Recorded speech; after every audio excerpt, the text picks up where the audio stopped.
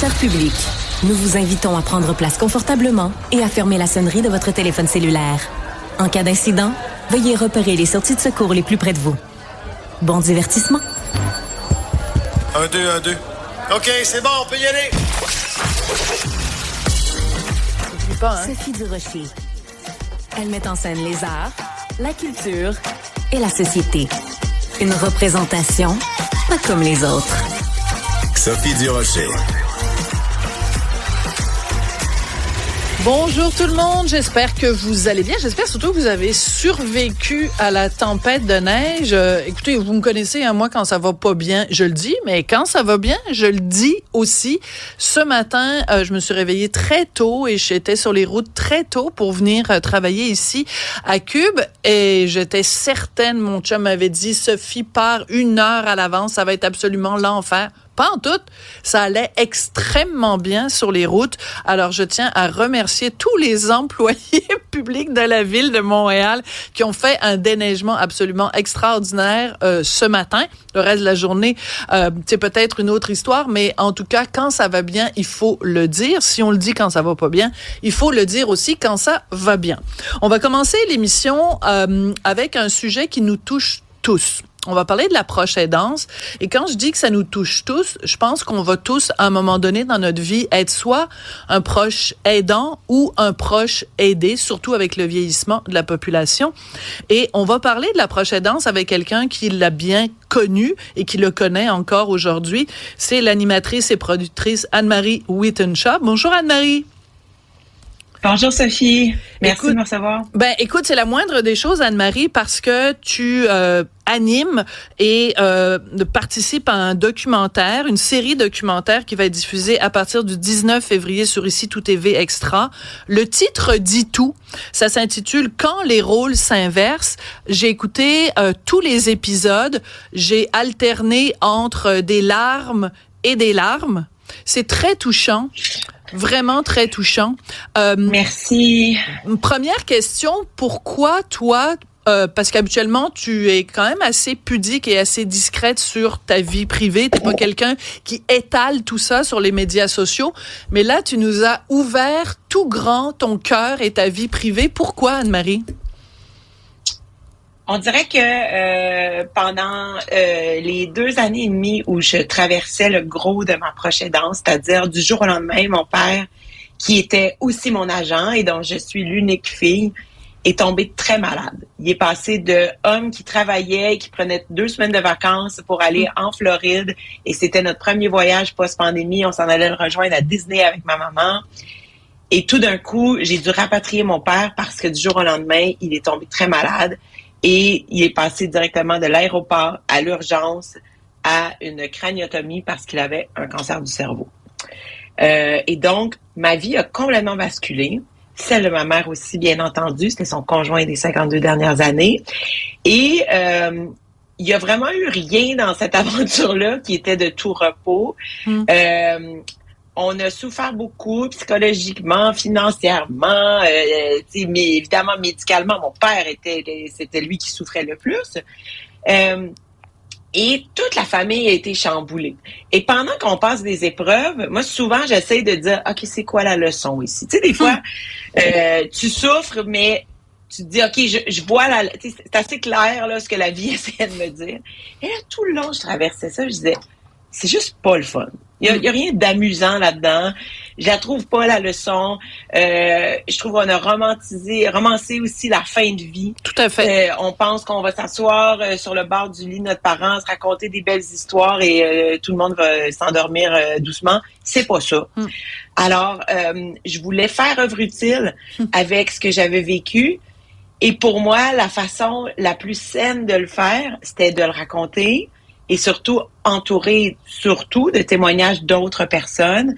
Je voulais que la proche aidance évolue au Québec, qu'on traverse pas ça tous de notre côté, chacun isolé, et qu'on ouvre ces discussions-là. Et donc, si les proches aidants se reconnaissent et se sentent valorisés, ça va être super. Et ensuite, ceux qui vont le devenir, mais que je leur donne des outils. Voilà, et c'est très bien fait. Et donc, parmi les gens qui témoignent dans le documentaire, il y a des gens pas connus, mais il y a aussi des gens connus. Et leur témoignage est pas plus important parce qu'ils sont connus, mais vraiment pas. Mais en même temps, ça nous permet aussi de s'identifier, vu qu'on les voit dans notre télé. C'est sûr. C'est sûr. Alors, il y a par exemple Alex Perron, avec qui tu travailles évidemment à C'est juste de la TV.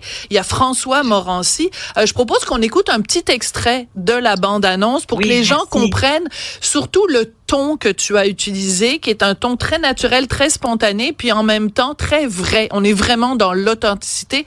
On regarde un petit extrait de Quand les rôles s'inversent. Quand mon père est tombé malade, ma vie a basculé. Rock'n'roll. Et j'avais grandement sous-estimé la charge administrative, mentale, émotive qui venait avec le rôle de proche aidant. N'ayant pas d'enfant, contrairement à toi, il n'y avait aucun être humain duquel j'étais responsable avant. Et ça a été pour moi, c'est comme je suis devenu un papa de mon papa. Alors, je voulais qu'on écoute cette phrase-là de François Morancy quand il dit qu'il est devenu papa de son papa. Je pense que beaucoup de gens se reconnaissent là-dedans. Et toi, t'étais fille unique, donc tu pouvais pas partager cette tâche-là avec d'autres. François, lui, ils étaient 4, mais je sais pas comment t'as vraiment, fait. Toi. Ben moi non plus, honnêtement, avec beaucoup d'aide, mais peu d'aide en même temps, on dirait. C'est-à-dire que François, s'il est devenu le papa de son papa, moi, je suis devenue la gérante de mon gérant. Vraiment. Bien dit. J'ai réalisé que mon père, avec 20 ans de travail commun, il m'avait bien inculqué ça. Moi, j'étais pas quelqu'un qui est dans la passivité au travail. Donc, dès que, on a su qu'il était malade, là, j'ai fait aller, je veux dire, toutes les ressources que je pouvais pas imaginer. OK, il va y avoir de la radiothérapie. Est-ce qu'on va avoir un transport? Parce que mes parents habitent à l'autre bout de la ville. OK, après ça, parce que là, ils t'enlèvent ton permis de conduire, bien entendu. Après ça, tel médecin, tel ami connaît tel médecin. J'aimerais ça avoir son son de cloche. OK, on a une stagiaire à la radio dont le père est neurochirurgien. On va l'appeler parce que je suis devenue la gérante de ça. Mais tu t'es oubliée aussi d'une certaine façon. 100%.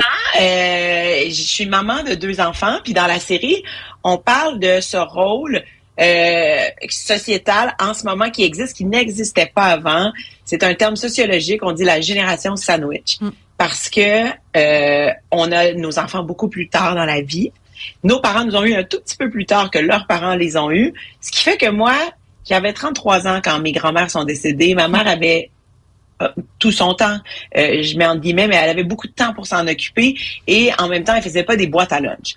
Quand on est dans la génération sandwich, c'est avoir 2 jeunes enfants, c'est faire l'aller-retour entre l'hôpital tous les jours, c'est expliquer à ses enfants qu'un grand-parent qui était là ne sera peut-être plus là dans des termes plutôt simples, mais pour quelque chose de compliqué. C'est aller à des rencontres de parents puis s'occuper des besoins de nos parents. Genre, ma fille a besoin de lunettes soudainement, mais là, je suis avec mon père. Tu sais, c'est ça, la génération sandwich. Fait que c'est ça aussi qu'on a voulu illustrer. C'est pas le cas de tout le monde, là. François le dit, lui, il n'y a pas d'enfants. Alex Perron non plus.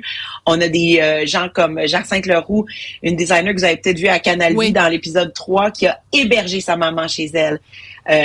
Et elle avait 2 grandes adolescentes. Tu sais, c'est pas la même réalité pour tout le monde. La mienne était particulièrement prenante. Puis c'est ça, en fait, que vraiment, quand je racontais cette réalité à des personnes du milieu du travail, parce que quand ton gérant meurt, après, c'est ta job d'aller chercher du travail en plus. Chaque fois que je commençais mes meetings, mais je racontais cette histoire-là, puis au bout de la 3-4e mois, je me suis rendu compte que c'était ça l'émission, tu sais, c'était ça qu'il fallait que je fasse au lieu d'essayer d'aller vendre ma salade, là. Et donc, c'est ça. Écoute, tu vois, le parcours de proche aidant est tellement sinueux que je me souviens même plus de la question. Mais en fait, moi non plus, je me souviens plus de la question, mais ça me fait penser qu'il y a aussi le témoignage de Rebecca McConnell, et elle, c'est différent parce que elle accompagnait son conjoint qui avait un cancer, et ça aussi, c'est absolument pas évident. il y a un témoignage à un moment donné que je trouve extrêmement important dans la série. Tu as dit à un moment donné qu'on romançait beaucoup la fin de vie, qu'on pensait que ça allait être comme un pique-nique puis qu'un grand jardin de roses. Tu n'as pas eu peur dans la série d'aborder un tabou qui est que parfois nos parents vieillissants atteints par la maladie deviennent des êtres tyranniques, désagréables, insupportables, et que on n'a pas le goût d'être avec eux, puis on n'a pas le goût de les aider. Je te remercie d'avoir abordé de front ce tabou-là. Est-ce que ça a été difficile d'aborder ça? Pour moi, c'était une évidence. Peut-être, c'est drôle parce que tu as parlé de Rebecca. Rebecca, sa proche aidance était double. Et en plus, elle s'est faite très jeune, au début de sa trentaine. Et c'est une très, très bonne amie à moi.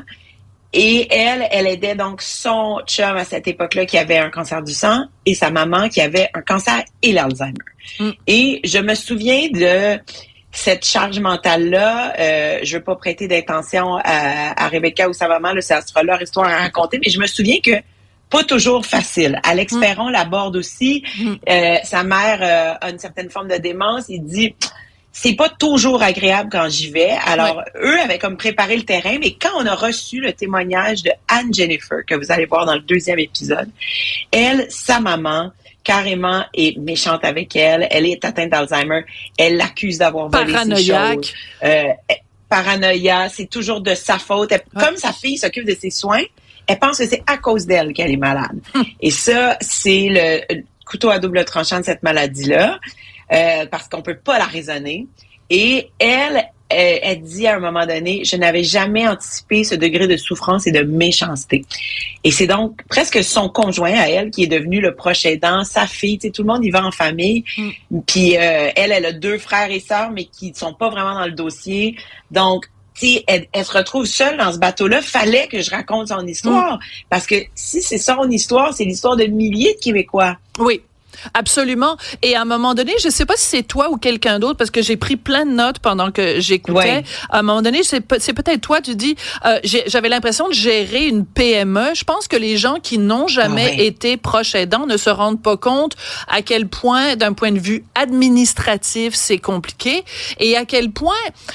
dans la société québécoise, on dit qu'on est bienveillant, puis tu sais, on paye quand même cher d'impôts, mais est-ce qu'on a vraiment tous les services pour nous accompagner dans la proche aidance? Je pense qu'on fait du chemin. Je pense que les mentalités changent. Je pense qu'il faut d'abord et avant tout revoir un peu notre définition de proche aidant, parce que je pense que dans l'esprit des Québécois, c'est beaucoup genre laver son père, mettons, ou aider, faire les courses.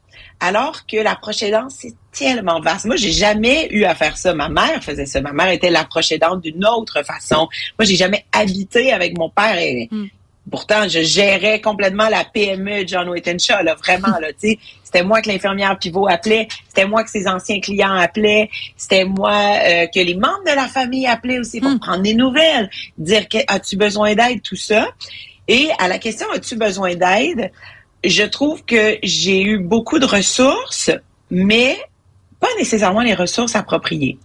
Explication. Et c'est-à-dire que le plus grand conseil que j'aurais pour ceux qui vont processus de devenir proche aidant, c'est dès que ça commence, dès que vous sentez que maman, papa, conjoint ne peut pas aller à l'hôpital seul, que ce soit pour une maladie temporaire, un signe de vieillissement temporaire, on entre dans le dossier et on se présente à l'équipe médicale. Il y en a qui vont être enclins à travailler avec vous. Moi, vraiment, de ce côté-là, au niveau des médecins, des oncologues, des infirmières, tout le monde savait et avait à cœur les personnes qui entouraient mon père. Par contre, au niveau des services, c'était complètement incongru. Ça n'avait pas de maudit bon sens. Mon père, alors qu'il était très bien, s'est fait remplacer 2 genoux. Il y a eu 2 fois des chirurgies orthopédiques ou des chirurgies d'un jour. Mais le CLSC là, était presque à sa porte, toujours pour changer son pansement, enlever les points de suture, lui faire face à physio. C'était le bonheur. Mon père se fait opérer au cerveau. Il reçoit une craniotomie. Il y a 50 points de suture dans le crâne. On lui enlève son permis de conduire. Il peut pas voir. Tu sais, je veux dire, C'est une grosse opération majeure au cerveau. Et le CLSC nous dit, mais il n'est pas enregistré au bon CLSC. Vous devez refaire son dossier. Tu devrais l'amener. Il va devoir venir lui-même faire enlever ses broches. Ben mais non. Comment? C'est la maison des fous. C'est la maison des fous d'Astérix, Anne-Marie. C'est-à-dire que on n'a pas, et je me souviens d'un moment très crucial autour de mon papa où 5 personnes l'évaluaient. Et là, je me suis sentie très prise en charge. Wow, il y a une travailleuse sociale, une ergothérapeute, une physiothérapeute, pour savoir, tu sais, quel est le portrait global de ce monsieur qu'on vient d'opérer. Est-ce qu'on l'envoie en centre de réadaptation, tout ça. Mais finalement, mon père, malgré ses très grands handicaps, immédiatement après l'opération qui a changé sa vie, n'a pas coté, entre guillemets. Il a pas eu la cote appropriée pour retourner en centre de réadaptation. On s'est dit, on va l'envoyer à la maison. Mais à la maison, il n'a pas coté assez haut pour qu'on lui donne, par exemple, une orthopédagogue, pas une orthophoniste. Oui. Pour qu'il réapprenne à lire et à écrire. Donc, ça, c'est, madame. Donc, il n'était pas assez malade. Il n'était pas assez malade. C'est ça. Allez-y au privé. Faites-le au privé. Après ça, écoutez, la travailleuse sociale, elle trouve qu'il est bien entouré, fait qu'elle rentrera pas dans le dossier. Tu sais, mais c'est pas toutes les histoires. Ouais. Je dirais que dans 8 histoires sur 10 dans la série, les gens ont eu de très bons soins, sont très bien entourés. Par contre, il y a énormément de polémiques autour du... il y a un chèque pour la proche aidance. Oui. Et là, j'oublie le nom spécifique. Moi aussi, je l'oublie, mais... Et on a une personne qui témoigne qui, malgré sa grande douleur, ne peut pas recevoir ça. Elle héberge sa maman à la maison, mais d'habitude, ce chèque ne peut pas aller à la personne qui habite avec la personne malade, ce qui est complètement incongru aussi. On dit que c'est pour éviter de brûler les proches aidants, mais il y a tellement de soins qu'on laisse à la discrétion des proches aidants. Laissons le chèque à la discrétion de la personne aidée et aidante, là. Bref, il y a des grosses failles dans le système encore. Puis nous, on n'a pas voulu faire un documentaire, on n'avait pas le temps en fait pour faire un documentaire qui sombrait dans la politique. Mais j'espère que ça va être des bougies d'allumage qui vont ouvrir certaines discussions, c'est sûr. Absolument, absolument. Et un dernier point sur le documentaire. À un moment donné, il y a une des intervenantes qui dit, elle aime pas ça, le mot proche aidant, parce que dans le fond, c'est juste naturel. Les parents ont été là pour nous, c'est normal qu'on soit là pour eux. En même temps, ça vient pas nécessairement naturellement. Donc, il faut aussi que le gouvernement et que la société reconnaissent l'importance de tout ça. Écoute, Anne-Marie, moi, certainement, merci. Oui, alors moi, je me préparais à recevoir Anne-Marie Wittenshaw et je me suis rappelé qu'il y a quelques semaines de ça, j'étais allée à l'épicerie. On change complètement de sujet, là. J'étais allée à l'épicerie, puis j'avais acheté un gâteau que j'avais mis au congélateur. OK? Mais c'est bien cute! Et là, j'avais pas eu le temps de le manger parce que j'avais reçu des amis puis on avait mangé autre chose. Non, mais c'est parfait, il est là pour ça, il est là pour rester au congélo et dépanner. Exactement. Mais là, donc, ça fait 2 jours qu'à cause de toi, je fais des repas et après ça, je me vautre dans ton pudding au caramel et je le fais réchauffer au micro-ondes.